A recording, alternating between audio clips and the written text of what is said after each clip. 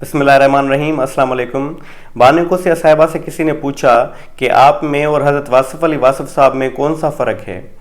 तो बानिको से साहिबा ने बताया कि एक आम इंसान और एक सूफ़ी इंसान की ज़िंदगी में एक छोटा सा फ़र्क होता है। यानी कि जो वाक़यात एक आम इंसान की ज़िंदगी में हो रहे होते हैं, असल में वही वाक़यात एक सूफ़ी के साथ भी हो रहे होते हैं, लेकिन उन वाक़यात पर सूफ़ी का रद्द अमल यानी कि सूफ़ी का जवाब चेंज होता है।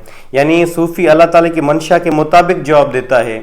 जैसा कि हज़रत वासिफ़ अली वासिफ़ साहब से किसी ने पूछा कि एक आम इंसान और एक सूफ़ी इंसान की ज़िंदगी में कौन सा फ़र्क होता है, तो वासिफ़ अली वासिफ़ साहब ने बताया कि एक आम इंसान को जब कोई शख्स पत्थर मारेगा तो वो पत्थर मारने वाले शख्स से लड़ेगा कि भाई आपने मुझे क्यों पत्थर मारा।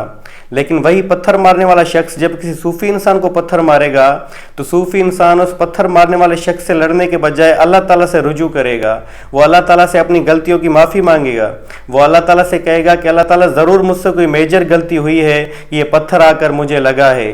नहीं तो अल्लाह ताला से वो कहेगा कि अल्लाह ताला आपकी मर्ज़ी के सिवा ये पत्थर मुझे नहीं लग सकता। अगर आपकी इसमें मर्ज़ी नहीं होती तो ये पत्थर मारने वाले शख्स का निशाना मिस भी हो सकता था।